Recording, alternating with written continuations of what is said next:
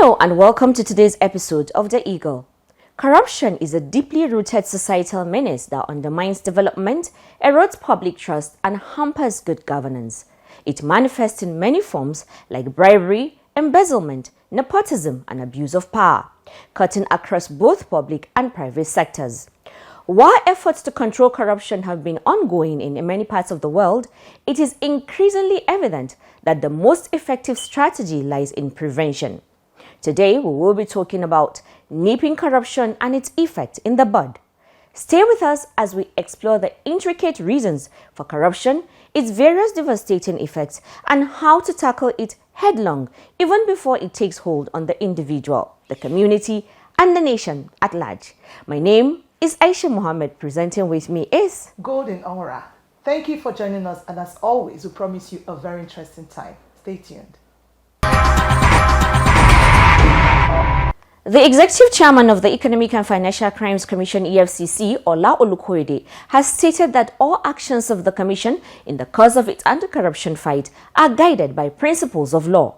He stated this in Abuja when he received the management team of InterSwitch, led by its chairman, Sir Kenneth Olisa, at the Commission's corporate headquarters, Abuja. Chinonso Alexander Eni has more on this. The executive chairman said that he has not relented on his pledge to give his best in the fight against corruption to ensure economic improvement. Speaking further, he assured the management of InterSwitch of the friendship of the EFCC in the discharge of their corporate mandates. He emphasized that the mandate of the Commission makes it important for it to partner with agencies like theirs, who are the drivers of the financial sector processes. He assured them of EFCC support as long as they do the right things, warning them to be wary of some mischievous people who may want to use their platform to commit fraud. While suing for more cooperation from InterSwitch in the course of the Commission's financial crimes investigations, EFCC's Director of Investigation, Abdulkarim Chukwu, noted that the Commission's officers are well-groomed professionals who are guided by global best practices but could be agitated in their investigations by lack of cooperation from the necessary quarters. Earlier in his remarks, Olisa praised the Commission for the positive image it is creating for the country through its anti-corruption effort and the sanitization of the financial space. He assured the Commission of enhanced cooperation from the company, adding that InterSwitch would not involve itself in activities that could dent the country's financial space. I am Chinonso Alexander Eni, reporting for The Eagle. In another development, law enforcement agencies in Enugu State have echoed their unwavering support to the Economic and Financial Crimes Commission, EFCC, in its bid to tackle economic and financial crimes and other acts of corruption in the southeast. The support came when the acting zonal director of the Enugu Zonal Directorate of the EFCC, Assistant Commander of the EFCC, ACE1 Aisha Abubakar, paid courtesy visits to Sunu Wadahi Ebel, Commander of Narcotics, National Drug Law Enforcement Agency, NDLEA, Enugu State Command, Comfort Opana, Customs Area Controller, Enugu, Anambra, Ebonyi, Commands, Franklin Abakoba, Sector Commander, Federal Road Safety Corps, AFRSC, Enugu, Priska Chioma Oku, Controller of Corrections, Nigeria Correctional Service, Enugu, and Dr. Willie Elijah Etim, Commandant, Nigeria Security and Civil Defense Corps, NSCDC, respectively. Amina Kawa completes the story. During her visit to Abel, Abubakar said that the fight against money laundering has assumed a disturbing and alarming dimension in the southeast. She noted that, as part of the core values of the Commission, the EFCC collaborate with its stakeholders in line with its mandate, while calling for a more synergized partnership like joint operations and intelligence sharing to enable the two agencies to achieve more successes. The EFCC zonal boss noted that the security agencies play reactive roles in investigating crimes and most times work in isolation, a situation she said must be tackled to enable stakeholders achieve results for national goals and interests. At the Nigerian Customs Service, Enugu State, Abubakar noted that As one of the board members of the commission, the customs remains a strategic stakeholder in the fight against illicit financial activities. She said that over the years, the two agencies have enjoyed a robust relationship, adding that the essence of her visit was to strengthen the relationship to enable two agencies record more achievements. In her response, Okpana commended the Commission for creating a new paradigm in tackling corruption and financial crimes. According to her, Nigerians and other law enforcement agencies have noted the consistent efforts of the EFCC towards a total stoppage in money laundering, illicit financial activities, smuggling of wildlife and other endangered species of financial crimes. She thereafter assured Abubakar of her unwavering support. The visit further took Abubakar to the Federal Road Safety Corps, Nigerian Security and Civil Defense Corps, Enugu State Command, and the Nigerian Correctional Service, Enugu, where she reiterated her call for interagency cooperation and collaborations. Preventing corruption before it begins is more cost-effective and sustainable than dealing with it after it occurs. Early intervention can include measures such as implementing transparent systems, strengthening legal frameworks, improving public sector salaries, and educating citizens about their rights, nipping corruption and its effect in the bud. Today, we turn the spotlight on a critical issue that affects every sector of our society: corruption. It's a word we've heard countless times, but the depth of its consequences is often underestimated. From the corridors of government ministries, departments and agencies to the local government areas, corruption eats away at the fabric of development, stalling progress and deepening poverty. So the question is, what exactly is corruption? Why does it seem to be so entrenched in our systems, especially at the grassroots, where it directly affects the daily lives of ordinary Nigerians? Who are the players behind this menace, and what are the types of corruption we should be aware of? More importantly, what is the Economic and Financial Crimes Commission, EFCC, doing to nip these hydra-headed monster in the bud, and what punishment awaits offenders? Stay with us as we unpack these hard truths, explore solutions, and remind ourselves that the fight against corruption begins with each of us. With our guest today, ACE1 Friday Ebello, Acting Director, Executive Chairman's Office, and Coordinator, Special Duties Committee, here at the headquarters. Thank you. It's a pleasure to have you join us today. It's a privilege. Thank you. Tell us what corruption is. In defining corruption, we have a lot of variety of definitions that different scholars have thrown on us relating to corruption, but I'll just zero in on the World Bank definition of corruption, which is the abuse of public office for personal gain. Now, corruption is more felt in the grassroots from local government areas and MDAs. Are they different from other forms of corruption? Okay, it's all encompassing, as you said, it's multifaceted. However, if we're looking at corruption at our MDAs and in our local government setting, if you're looking at the effect directly, the effect directly, it falls more on the local government. The Constitution of the Federal Republic of Nigeria, section of 1999, as amended, the fourth schedule gave the responsibilities of the local government, and these responsibilities involve delivery of healthcare facilities to the populace, basic educations, and social amenities. Now, when these, maybe like healthcare centers, money that are appropriated for those things are being embezzled or diverted or not used for what it was meant for, it causes harm to the society. For instance, we have a pregnant woman that needs to have some kind of medical needs immediately. You endanger both the woman and the unborn child. By so doing, it's the local populace that has that effect, burning effect, faster than the MDAs. And more so because the local government, the oversight function of the local government is somehow loose, unlike the ones in the MDAs where media can scrutinize and people can come on board. So I think the local government has the blunting effect. However, all has general effect on the populace. What types of corruption do we have, and who are those perpetrating these acts of corruptions? Okay, when we're looking at among the World Bank, when the World Bank was defining corruption itself, they listed some kind of types of corruption. We have grand corruption, we have petty corruption, we have systematic corruption.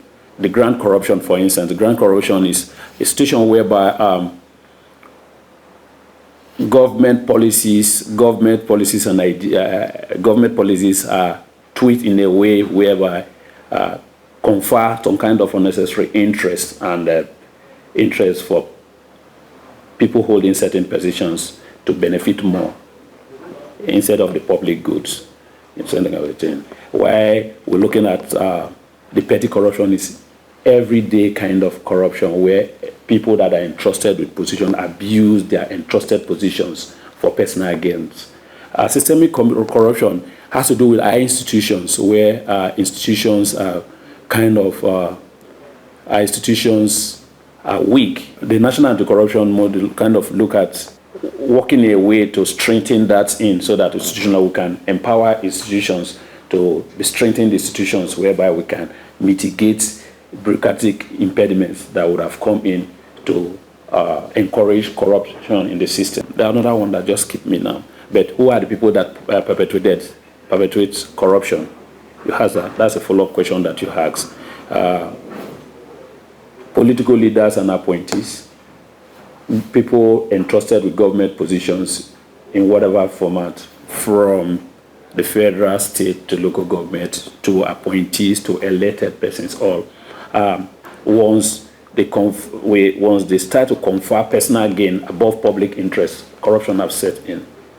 So what's the effect of corruption in the MDAs and local governments and in our everyday life? Okay, in responding to that, I can look at this from, let me say, 2-3 broad perspectives. I will look at economic perspective, the social perspective, and the political perspective even. Now, on economic perspective, kind of widen the inequality, income disparity among the citizens. It kind of make investors to be wary to come in to invest when they know that they must have to sort 1 or 2, 3% before they can get what they need to get. So it creates room for people to do under the table kind of deals whereby depriving and not making transparency to be above board. And when you are not transparent in your procurement processes, where you are applying to procure certain things and they are not clear and it's not transparent, then the highest bidder can have the way. And if the highest bidder have his way, God forbid, what if it's a terrorist that has the highest bidder who can sabotage our national interests? What if this were a drug-related person that can sabotage our interests? So that's why you must be transparency and accountability must come into play, so that we must know who is coming for what and what they are hands for. So what are the factors that triggers corruption in these places? Yes, one, unemployment, lack of work. So the very few that haven't the opportunity want to be on top. Not provision of essential amenities. So individuals tends to provide some of these things themselves. These are basic things that the government should be able to do. For instance, if the local government area is functioning, you have a good health center that is running, a good public sector that is running, you will not be thinking of a good primary local education system that is working. You will not be thinking of taking your wards to a private school, trying to. So the basic things, once they solve are there, the risks will drop. Now let's talk about the work of the EFCC. What is the Commission doing to nip corruption in the bud? Commission is using multiple approach to fight corruption. Firstly, is a preventive matter that the EFCC is driving. And when the chairman came on board, he made mention of using the instrumentality of the fight against anti-corruption to stimulate the economy. And one of the ways that we do this is through the preventive mechanism. He has set up a different department that is working on it, and is to go into system studies where you study some NDAs, and some vital agencies to see where they are susceptible to corruption related and provide solution to some of those places. So on preventive angle, we can come up from those angle, and where EFCC is up on it. Then we have on the enforcement angle. The enforcement angle has to do with that day-to-day arrest, investigation, prosecution of cases relating to corruption, seizing, confiscating assets relating to criminals that have embezzled the public funds or have corruptly enriched themselves, kind of thing. Then we have a situation whereby we collaborate, we coordinate measures in which we use to fight against money laundering and terrorist financing activities in the country, the EFCC. By so doing so, we coordinate a lot of law enforcement agencies to see how we can be on the same table, to see how we can solve some of these issues and come up with a better society that will work for all of us. Another major area that EFCC is into, I think this is one of the reasons why you are here too, is through enlightenment, public enlightenment. And public enlightenment has gone beyond just the radio and television. We kind of do person-to-person kind of interaction where we have the EFCC clubs in our secondary schools and our primary schools and our tertiary institutions, bringing our youth corpus in, because we need to drive this too. And on the social space too, the EFCC have done a lot to bring this awareness down to the, because if you look at our system now, our system around the world now, and the media practice around the world now is going beyond the conventional practice that we are in here. So the EFCC have leveraged all those tools to see how we can bring this message back to the grassroots and for every one of us to be on the same table. What are the punishments that await people who perpetrate corruption in Nigeria? The EFCC Establishment Act, Section 19 specifically, gives some weighting powers to the EFCC, where those that commit these infractions are committed to not just committed to sentences ranging from 7 to 15 years from the EFCC Establishment Act, and from the ICPC Act to ranging from about 1 to 8 years related on those things. So there are kind of punitive measures that have been put in place. Another area that the EFCC is up on and we do very well is in asset confiscation. Asset confiscation is because if we take the elephant away from him, the benefit that would drive him to go into this will be taken away from him, because whatever he has taken, the asset will be able to go through the asset corridor and confiscate it. So we are on both sides. We are either prosecuting you or we'll go after the asset first. And when we go after the asset, we confiscate it for the government. We create that the incentive to commit that thing will not be there for you to actually perpetuate the heart of corruption. Are there any last words? Let's have your 2 cents. I want to say that from our beginning, I said something about the fight against corruption is not something that will live for one agency, especially the EFCC. This is our country. None of us apply to come to Nigeria. We're all born here. And if we're born here, we must be able to bequeath a society that our children and people coming behind us will be proud of. This is our day. And so the EFCC is calling on every well-meaning Nigerians to put hands together, join the chairman, join the president, join this. This is your country. Let's salvage this country together. Let's work together. Let's work together. If you see something, say something. Let's work together. And by so doing, we'll be able to redirect and refocus our energy. If the resources that is being preferred here, away from here and there, is being used for just health and education alone. If you invest on IT alone, look at our youth going into all sorts of cyber-related crime, criminal-related. So if we can just invest on IT-related hubs alone, that alone can bring a lot of resources into this country, create a lot of jobs for our youth. So we're calling on every well-meaning Nigerians to join the EFCC in the fight against corruption, especially the fight against economic and financial crimes, which is a broader. Corruption is just a subset of that, which is a broader aspect. Let's work together so that we have a sane environment that can attract the best brains in the world to come in and invest so that we can have a society that we all dream and aspire for. This country has everything that we need. And there you have it, dear viewers. Corruption is not just a buzzword. It is a deeply rooted problem that drains our nation's resources, limits opportunities, and destroys dreams, especially at the grassroots, where the impact is felt the most, whether it's MDAs, local government areas, or other corners of our daily lives. The effects are the same: stunted growth, weakened institution, and broken trust. But the good news is EFCC remains firmly committed to the fight, working to prevent, investigate, and prosecute corruption in all its forms. And beyond the law, the real battle starts with you and me, in our homes, our workplaces, and our communities. Integrity is not a choice, it is a duty. Let's be the change that we desire. A Nigeria free from corruption is a Nigeria full of promise. And it's over to you in the studio. And that's how we draw the curtains on today's episode of The Eagle. We'll be back next week with another interesting episode. Let's keep the conversation going. Send us an email at info@efcc.gov.ng or call us on 0809 3322 644. Also follow us on Facebook, X, and Instagram. And if you notice or suspect any form of economic or financial crimes happening anywhere, anytime, simply use EFCC's mobile app, Eagle Eye, to report. Let me also invite you to a live discussion with EFCC on EFCC Connect, happening on our X Spaces and Facebook every Wednesday at 6 p.m.